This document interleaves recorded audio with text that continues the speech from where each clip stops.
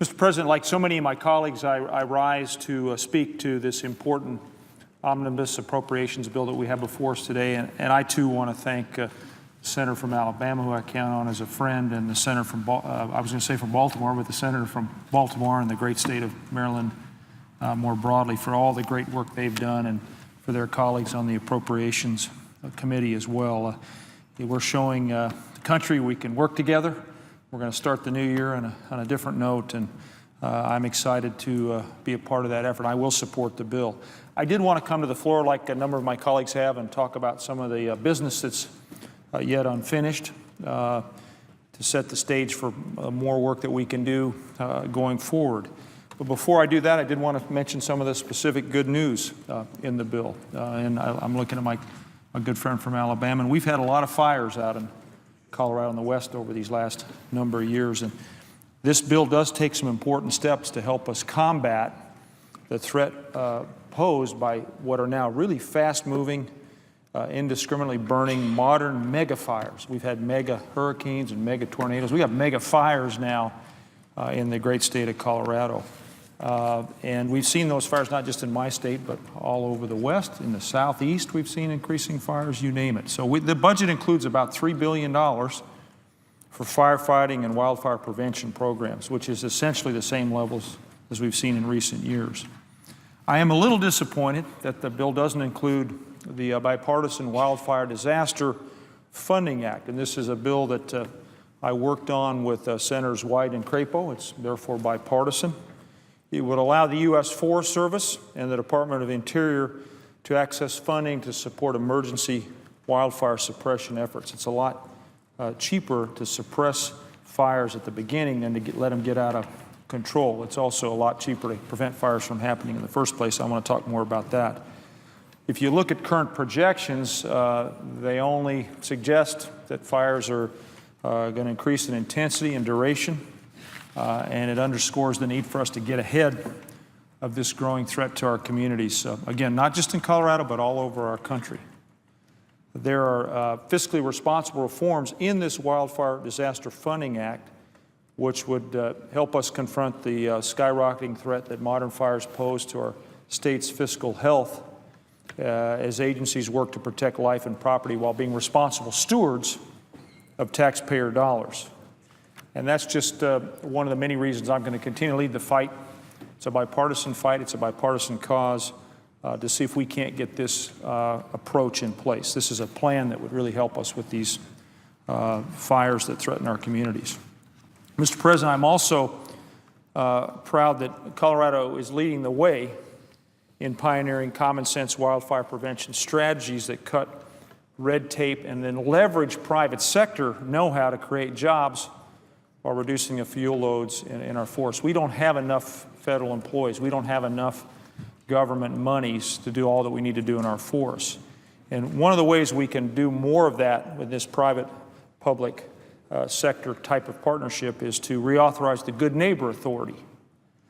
The Good Neighbor Authority was a pilot project in Colorado initially, and it's been successful. We want to expand it and apply it in other locales in other states. And we've succeeded in doing that.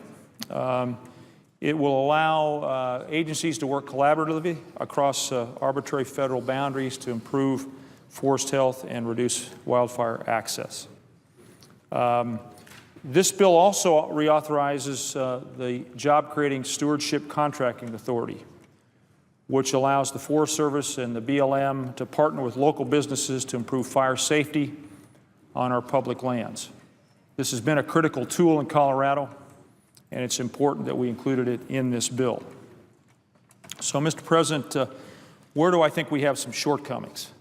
I mentioned a couple of successes and important provisions in the bill. The bill doesn't address several key needs in my state, including support for the Emergency Watershed Protection Program and Payment-In-Lieu-of-Taxes program. It's known as PILT. I listened to the Appropriations Chairwoman. I listened to the Senator from Mexico, Tom Udall, and others talk about PILT today. And I do want to touch on both the EWP, Emergency Watershed Protection Program, and then the Payment-In-Lieu-of-Taxes program. Mr. President, we had real devastation in my state last year during the fall with historic amounts of rainfall and then the floods that followed. We had enormous support from all over the country, and we deeply appreciate that outpouring. It was the most destructive natural disaster in our state's history. Now, the floodwaters have subsided, thankfully, some 3 months ago, but we're still learning the true extent of the damage. Families and towns are clearing debris from their neighborhoods, from their water courses. They're working to rebuild their communities house by house and business by business. Yet despite this widespread damage from the floods and the broad consensus that more help is needed, this budget doesn't fund the Emergency Watershed Protection Program. This is a very important and crucial flood recovery program, and it's been applied all over our country, I think in almost every state. If we don't get support sooner rather than later, we could see additional flooding this spring. We have a spring thaw almost that happens all over our state. Streams will overrun their banks, particularly because we have so much debris still in many of those stream courses. So we need these resources. It's simply not acceptable that we wouldn't have them in hand before the spring runoff. The federal government's Natural Resources Conservation Service, the NRCS, estimates that we need at least $122 million to protect lives and property from future flood damage. Now that support, as I've said, is not included in the bill, but I'm going to continue fighting to secure this critical aid for Colorado's flood-ravaged communities. Finally, Mr. President, I want to turn to the Payment-In-Lieu-of-Taxes program. As I mentioned earlier, many of my colleagues from both sides of the aisle have expressed their disappointment that the budget doesn't include PILT funding. It includes, when it works, funding for rural counties across the country. We have 55 of our 64 counties in Colorado that qualify for Payment-In-Lieu-of-Taxes funding. And those counties qualify because they're federal lands within those counties.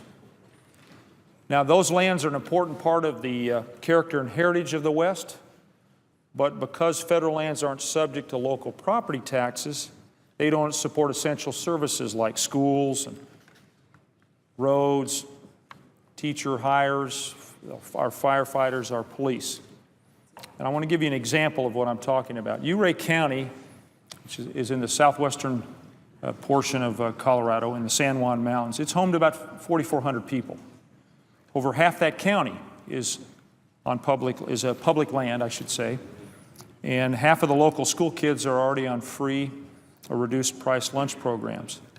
That county's budget is picked to the bone, and without $400,000 in PILT funds, Ouray County will not be able to maintain local roads or provide other basic services that residents there depend on.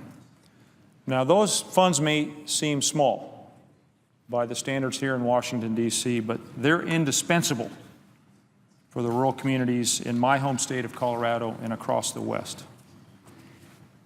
And that's why this week I introduced a bill that would fully fund PILT, and I'm really pleased that Senator Heller from Nevada has joined me.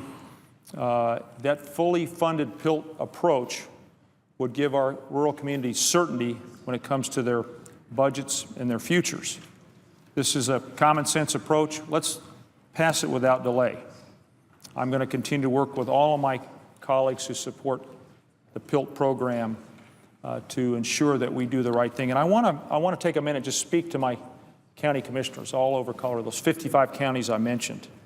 I know you're wondering how you're going to keep critical public services going over this next year. And to you, I want to make this pledge. I will fight doggedly. I will fight every way possible to make sure that you have those PILT funds to which you're entitled and that you need to make sure your communities are secure, are safe, and are preparing for the future. Mr. President, I want to conclude by saying again that I intend to vote for this bill, in part because of the critical functions across our government that it supports, and because, as the senator from Alabama mentioned just a while ago, it avoids another costly and unnecessary government shutdown. But I do raise some concerns. I know we'll tend to the unfinished business that I mentioned. I'm going to continue working with everybody on both sides of the aisle.